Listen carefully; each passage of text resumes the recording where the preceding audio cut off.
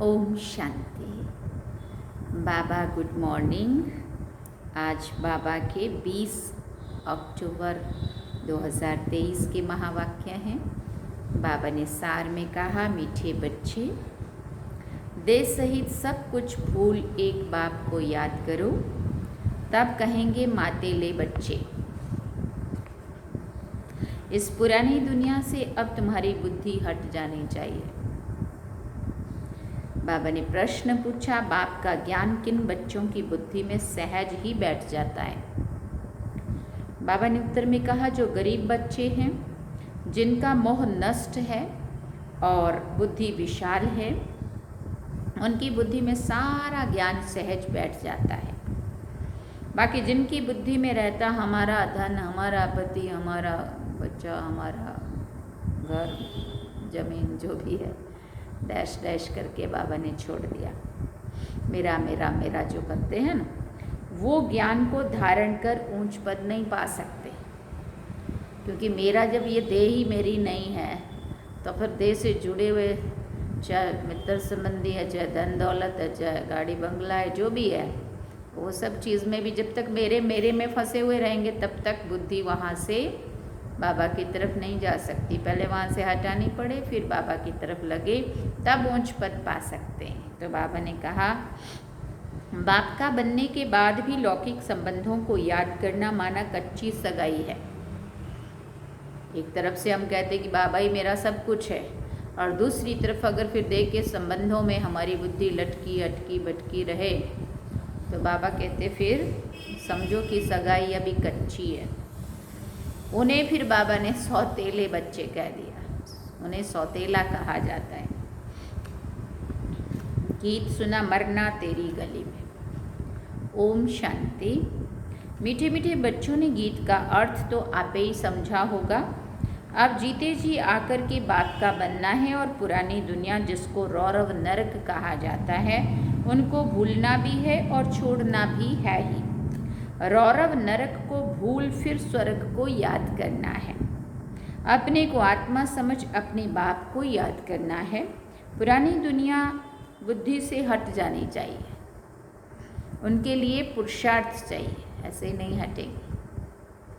ये है जन्म जन्मांतर का कर्म बंधन। एक जन्म का नहीं, जन्म जन्मांतर का कर्म बंधन है। कितने पाप किस किस के साथ किए हैं, वो सब जन्म लेकर भोगने पड़ते हैं। तो इस कर्म बंधन की दुनिया को भूल जाना है। ये छी दुनिया है, पतित शरीर है ना, इससे मोह मिटाना है।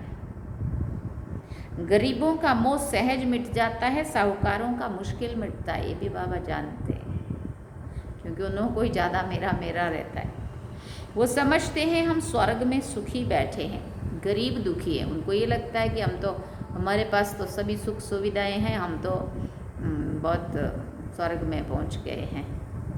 हाँ, और वो समझते गरीब लोग दुखी। यूँ तो सारा भारत गरीब है, फिर उनमें भी जो गरीब है वो झट उठाते हैं।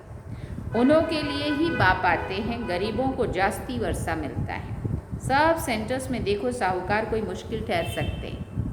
बड़े बड़े लोग आप कहो कि बहुत सारे हों मिलेंगे, वो नहीं। हाँ, वो अलग बात है कि बाबा ने किसी को पकड़ लिया है अपना काम कराने को, तो वो होगा। स्त्रियां भी गरीब घरों की ही जाती हैं। धनवान को तो पति से सुख मिलता है, इसलिए उनकी बुद्धि योग टूटता ही नहीं है। गरीब ही अक्षर करके ये ज्ञान देते हैं। बाप है ही गरीब निवाज। जिस बाप को सब याद करते हैं, परंतु ड्रामा अनुसार भक्त भगवान को जानते नहीं है, याद भले करते हैं। भगवान तो है ही भक्तों का रक्षक, भक्ति का फल देने वाला, सद्गति दाता एक बाप है। तुम बच्चे बाप द्वारा अभी ज्ञान की बातें सुन रहे हो। ये ज्ञान उन्हीं बच्चों की बुद्धि में बैठता है जिनकी बुद्धि विशाल है, मोह नष्ट है। जिनकी बुद्धि में रहता है कि हमारा पति, हमारा धन आदि है, वो ऊंच पद नहीं पा सकते। वो पद पाते हैं जो रचता और रचना का परिचय देते हैं। पद वो पाते हैं जो रचता और रचना का परिचय देते हैं। बाबा को पहचाने बिगर वर्षा कैसे मिले? साजन को सिर्फ साजन कहने से फायदा नहीं हो सकता। जाने पहचाने बिगर साजन से सगाई हो कैसे सकती है?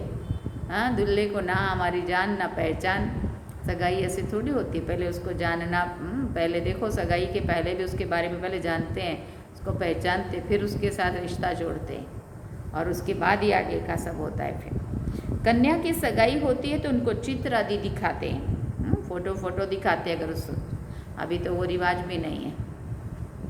पहले खुद जाओ, मिलो, देखो, आना जाना करो, समझो, फिर फाइनल करो।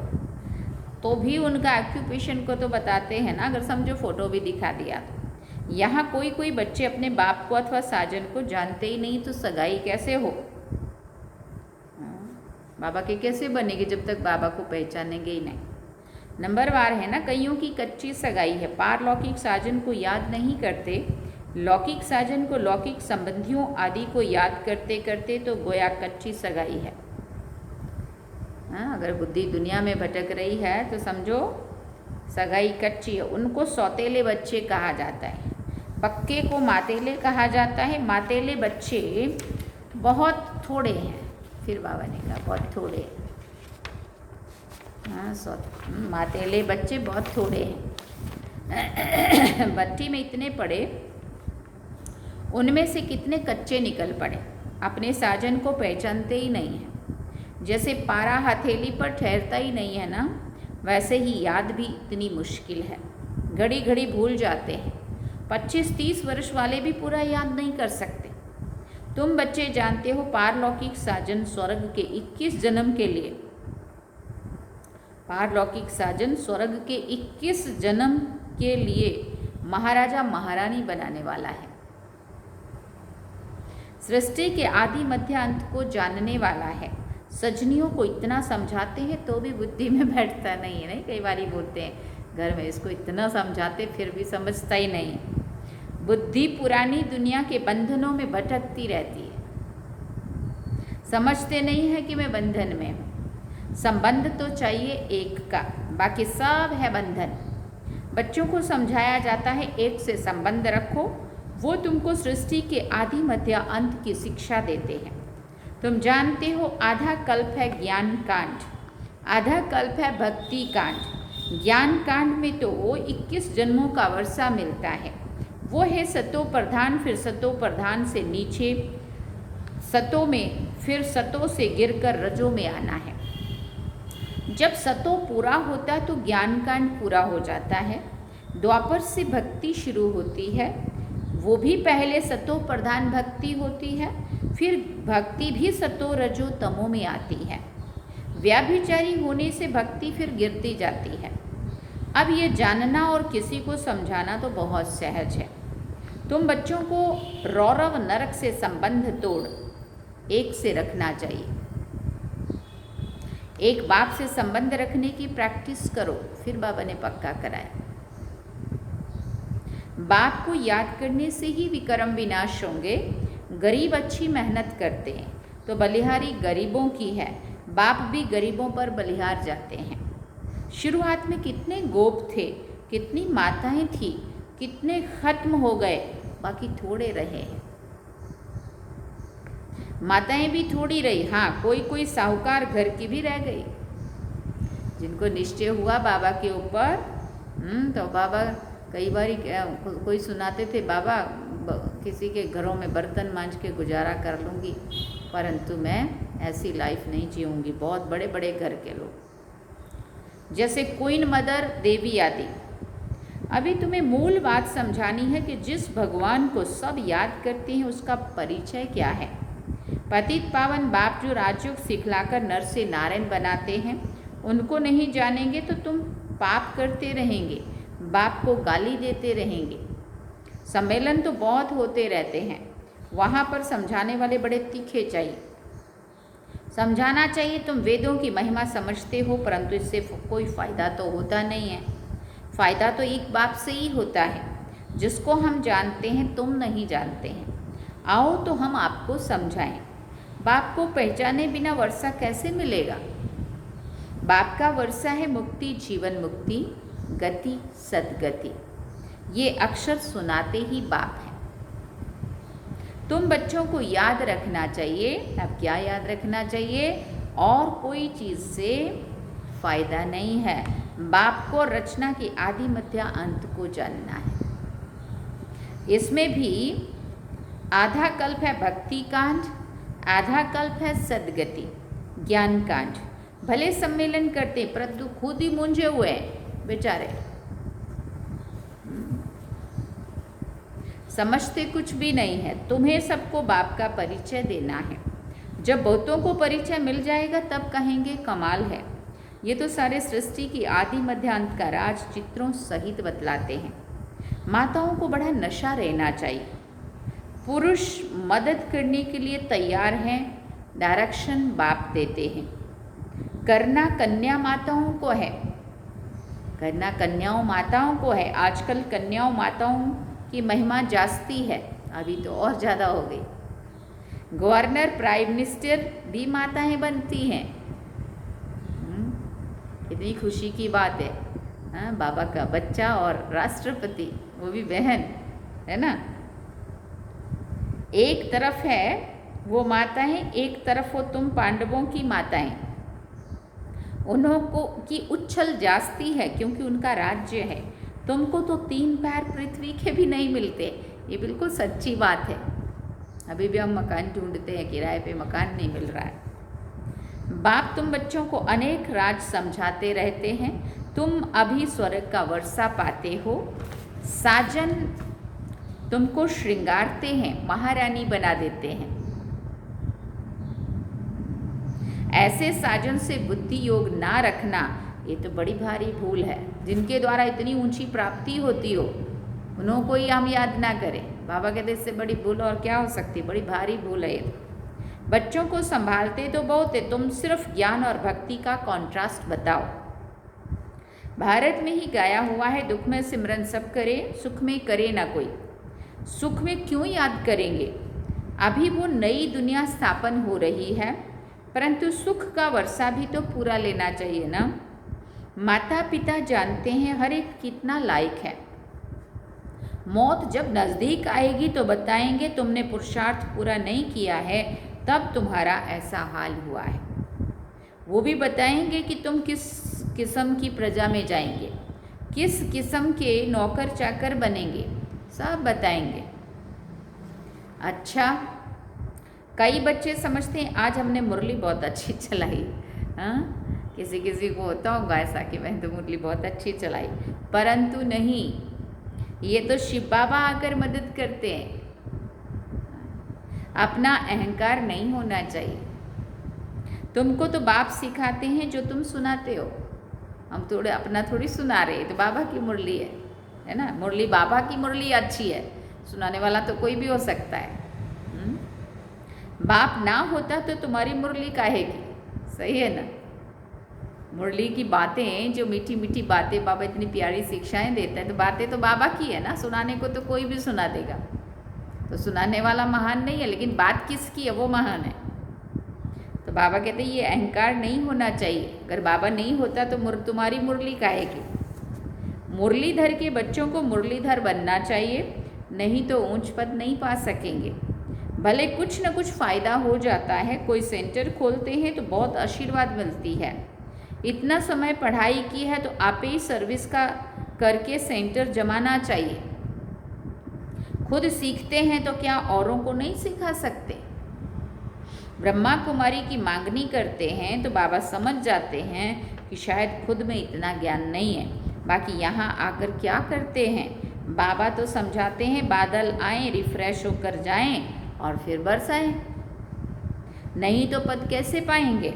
मम्मा बाबा कहते हो तो गद्दी पकड़ कर दिखाओ। ये भी कोई को अहंकार नहीं आना चाहिए कि हमने दिया। तुम कुछ भी ना दो, बाबा तुमको कौड़ी के बदले हीरे देने से भी छूट जाएगा। इतनी बड़ी बात कह दी बाबा ने। ये मत समझना कि हमारे लिए अगर बाबा के पास हमें बाबा को देने के लिए अगर कुछ नहीं है तो बाबा को भी फिर हमारे लिए कुछ नहीं है। बाबा कहते कोई बात नहीं, तुम अगर तुम्हारी कौड़ियाँ नहीं छोड़ सकते तो मैं मेरे हीरे देने से भी छूट जाऊंगा, इससे बड़ी बात और क्या कह सकता है बाबा, फिर भी हमें ना समझ में आए। ये हमारी बदकिस्मती है। अगर हमारा से अंदर से संकल्प ही ना हो कि बाबा के कार्य में हमारा लगना चाहिए, तो बाबा कहते कोई बात नहीं, तुम रखो तुम्हारा संभाल के। अगर तुम्हारी कौड़ियों में इतना मोह है या उन कौड़ियों में लौकिक में ही लगाना चाहते हो, तो मैं भी धीरे देने से छूट जाऊंगा। क्या बात है बाबा। अच्छा, मीठे मीठे सिकिलदे बच्चों प्रति माता पिता बाप दादा का याद प्यार और गुड मॉर्निंग। रूहानी बाप की रूहानी बच्चों को नमस्ते। हम रूहानी बच्चों की रूहानी माता पिता बाप दादा को दिलवा जान सिकवा प्रेम से याद प्यार गुड मॉर्निंग नमस्ते। थैंक यू बाबा, शुक्रिया बाबा। धारणा के लिए मुख्य सार है। पहला पॉइंट, एक के साथ सर्व संबंध रख बुद्धि योग अनेक बंधनों से निकाल देना है। एक के साथ पक्की सगाई करनी है, बुद्धि योग भटकाना नहीं है। दूसरी बात, बाप समान मुरलीधर बनना है। मैंने अच्छी मुरली चलाई, इस अहंकार में नहीं आना है। कोई कोई आदत होती बहुत लंबा लंबा सुनाओ, बड़े एग्जाम्पल दो। बाबा की मुरली जो है जैसी है सीधी सीधी सुनाओ। हमने तो ये देखा, देखो दादियाँ जब भी मुरली शुरू करती थी, हाँ कोई बात शास्त्रों की कोई बात समझाने जैसी है उसको समझाओ अगर अपने को पता है तो, बाकी और कथाएं कहानियाँ बीच में क्या सुनाने की, है ना। अपने रतन मोहिनी दादी सीधा कुछ भी मुरली के पहले कुछ नहीं, ओम शांति बाबा कहे मीठे बच्चे, बस शुरू। जानकी दादी पहले मुरली का जो पूरा सार क्या बाबा ने आज कहा है, पहले उसके ऊपर क्लास कराते थे, फिर आधा घंटा जब मुरली शुरू करते थे तो सिर्फ और सिर्फ मुरली, उसके अलावा कुछ भी एडिशन नहीं, क्योंकि बाबा की मुरली है ना, उसमें हम और क्या ऐड करेंगे अपनी तरफ से। बाबा की मुरली में कुछ भी मिक्स नहीं होना चाहिए। इसलिए बाबा कहते ये अहंकार भी नहीं होना चाहिए, बड़ा लंबा चौड़ा सुनाओ और हम कहें कि हमें तो बहुत कुछ आता है सुनाना। बाबा ने कहा बाप समान मुरलीधर बनना है, मैंने अच्छी मुरली चलाई, इस अहंकार में नहीं आना है। बाबा की मुरली है। थैंक यू बाबा जो तूने मुझे इस इंस्ट्रूमेंट को यूज़ किया अपने बच्चों को मुरली सुनाने के लिए, है ना। तो थैंक यू बाबा, और सुनने वालों को भी थैंक्स बाबा। बाबा की मुरली है, सुनाने वाला कोई भी हो सकता है ना। सुनाने वाले का कहीं मैपन आए ना, सुनने वाले को ये आए कि भाई ये सुनाए तो अच्छा, वो सुनाए तो अच्छा। मुरली की बातें हैं, वो बाबा की बातें हैं, वो सुनने को मिलनी चाहिए बस।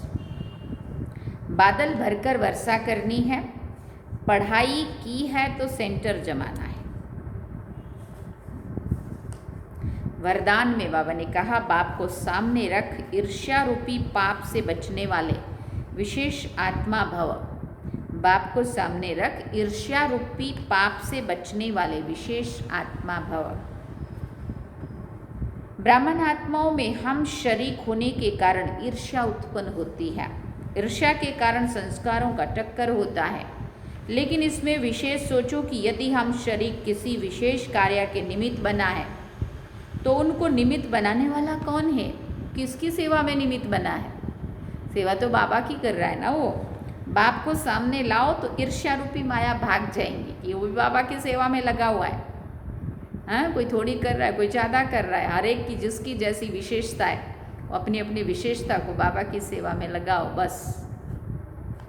अगर किसी की बात आपको अच्छी नहीं लगती है तो शुभ भावना से ऊपर दो, ईर्ष्यावश नहीं कि उसको गिराना है और वो आगे क्यों जा रहा है उसको ख़त्म करो, ऐसे नहीं। आपस में रेस करो, रीस नहीं तो विशेष आत्मा बन जाएंगे। स्लोगन में बाबा ने कहा बाप को अपना साथी बनाकर माया को के खेल को साक्षी होकर देखते चलो।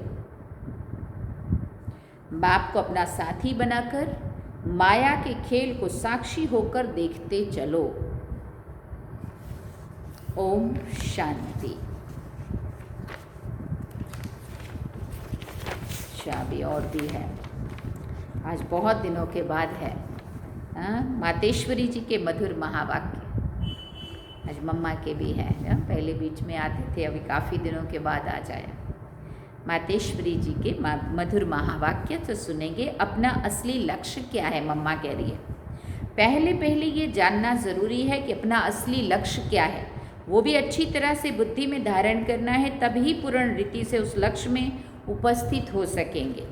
अपना असली लक्ष्य है मैं आत्मा, उस परमात्मा की संतान हूँ, असल में कर्मातीत हूँ, फिर अपने आप को भूलने से कर्म बंधन में आ गई। अब फिर वो याद आने से, इस ईश्वरीय योग में रहने से अपने किए हुए विक्रम विनाश कर रहे हैं। तो अपना लक्ष्य हुआ मैं आत्मा परमात्मा की संतान हूँ। बाकी कोई अपने को हम सो देवता समझ उस लक्ष्य में स्थित रहेंगे तो जो परमात्मा की शक्ति है वो मिल नहीं सकेगी, और ना फिर तुम्हारे विक्रम विनाश होंगे। जब तक बाबा की शक्ति, बाबा में मन नहीं लगेगा, तब तक बाबा की शक्ति नहीं मिलेगी, और शक्ति नहीं मिलेगी तो विक्रम विनाश नहीं होंगे, आत्मा साफ नहीं होगी। ये तो अपने को फुल ज्ञान है, मैं आत्मा परमात्मा की संतान, कर्मातीत हो, भविष्य में जाकर जीवन मुक्त देवी देवता पद पाएंगे। इस लक्ष्य में रहने से वो ताकत मिल जाती है। अब ये जो मनुष्य चाहते हैं हमको सुख शांति पवित्रता चाहिए, वो भी जब पूर्ण ज्ञान होगा तब ही प्राप्ति होगी। बाकी देवता पद तो अपनी भविष्य प्रारब्ध है, अपना पुरुषार्थ अलग है और अपनी प्रारब्ध भी अलग है, तो ये लक्ष्य भी अलग है। अपने को इस लक्ष्य में नहीं रहना है कि मैं पवित्र आत्मा आखिरी परमात्मा बन जाऊंगी, बन ही नहीं सकता कोई, कितना भी ऊंच पुरुषार्थ कर लेंगे, देवात्मा से ऊंचा और कोई पुरुषार्थ नहीं है, ये सर्वोत्तम पुरुषार्थ है ना। बाबा कहते तो ऐसा लक्ष्य नहीं रखना है कि मैं अच्छा से अच्छा पुरुषार्थ करके परमात्मा बन जाऊंगी, नहीं, परंतु हमको परमात्मा के साथ योग लगाए पवित्र आत्मा बनना है। बाकी आत्मा को कोई परमात्मा नहीं बनना है। इस अविनाशी ज्ञान पर अनेक नाम रखे हुए हैं, इस अविनाशी ईश्वरीय ज्ञान पर अनेक नाम रखे गए हैं। कोई इस ज्ञान को अमृत भी कहते हैं, कोई ज्ञान को अंजन भी कहते हैं। गुरु नानक ने कहा ज्ञान अंजन सतगुरु दिया, कोई ने फिर ज्ञान वर्षा भी कहा, क्योंकि इस ज्ञान से ही सारी सृष्टि हरी भरी बन जाती है। जो भी तमो प्रधान मनुष्य है वो सतोगुणी मनुष्य बन जाते हैं, और ज्ञान अंजन से अंधियारा मिट जाता है। इस ही ज्ञान को फिर अमृत भी कहते हैं, जिससे जो मनुष्य 5 विकारों की अग्नि में जल रहे हैं उससे ठंडे हो जाते हैं। देखो गीता में परमात्मा साफ कहता है कामेषु क्रोधेषु, उसमें भी पहला मुख्य है ही काम, जो ही 5 विकारों में मुख्य बीज है। बीज होने से फिर क्रोध, लोभ, मोह, अहंकार आदि झाड़ पैदा होता है, उनमें मनुष्य की बुद्धि भ्रष्ट हो जाती है। अब उस ही बुद्धि में ज्ञान की धारणा होती है। जब ज्ञान की धारणा पूर्ण बुद्धि में हो जाती है तब ही विकारों का बीज खत्म हो जाता है। लोग तो सिर्फ ऐसे ही कहते हैं कि मर्यादा में रहो, परंतु असल मर्यादा कौन सी थी? वो मर्यादा तो आजकल टूट गई है। कहाँ वो सतयुगी त्रेतायुगी देवी देवताओं की मर्यादा, जो गृहस्थ में रह कर के कैसे निर्विकारी प्रवृत्ति में रहते थे। अब वो सच्ची मर्यादा कहाँ है? आजकल तो उल्टी विकारी मर्यादा पालन कर रहे हैं। 1-2 को ऐसे ही सिखलाते हैं कि मर्यादा में चलो। मनुष्य का पहला क्या फर्ज है वो तो कोई नहीं जानता है, बस इतना ही प्रचार करते हैं मर्यादा में रहो, मगर इतना भी नहीं जानते कि मनुष्य की पहली मर्यादा कौन सी है। मनुष्य की पहली मर्यादा है निर्विकारी बनना। कितना अंडरलाइन कराया है। अगर कोई ऐसे पूछा जाए कि तुम इस मर्यादा में रहते हो तो कह देते हैं आजकल इस कलयुगी सृष्टि में निर्विकारी होने की हिम्मत नहीं है। अब मुख से कहना है कि मर्यादा में रहो, निर्विकारी बनो, इससे तो, और फिर बोलेंगे कहाँ महाशत्रु है और डूबे हुए उसी में। बाबा कहते हैं इससे तो कोई निर्विकारी बन नहीं सकता। निर्विकारी बनने के लिए पहले इस ज्ञान तलवार से इन 5 विकारों के बीज को खत्म करना है, तब ही विक्रम भस्म हो सकेंगे। तो ये थे मम्मा के महावाक्य। अच्छा ओम शांति। बहुत दिनों के बाद मम्मा के महावाक्य सुने। बाबा ने सार में कहा, मीठे बच्चे, देह सहित सब कुछ भूल एक बाप को याद करो, तब कहेंगे मातेले बच्चे, इस पुरानी दुनिया से अब तुम्हारी बुद्धि हट जानी चाहिए। और गीत कितना प्यारा सुना, मरना तेरी गली में, जीना तेरी गली में। चलो अब चलते हैं बाबा की याद में। ओम शांति।